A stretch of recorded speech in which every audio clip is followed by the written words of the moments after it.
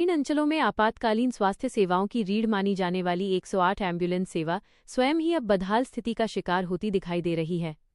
स्वास्थ्य सेवाओं के नाम पर संचालित किए जा रहे एम्बुलेंस वाहनों की जर्जर हालत न केवल मरीजों के लिए परेशानी का कारण बन रही है, बल्कि कभी भी किसी बड़े हादसे को भी आमंत्रण दे सकती है।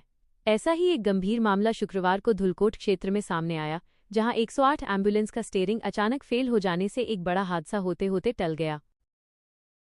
भैया मैं गाड़ी मतलब मेरे को केस मिला हुआ था धौन गाँव का लेबर पेन डिलीवरी का। डिलीवरी पेशेंट लेने जा रहा था मैं, तो ये गाड़ी का स्टिंग फेल हो गया।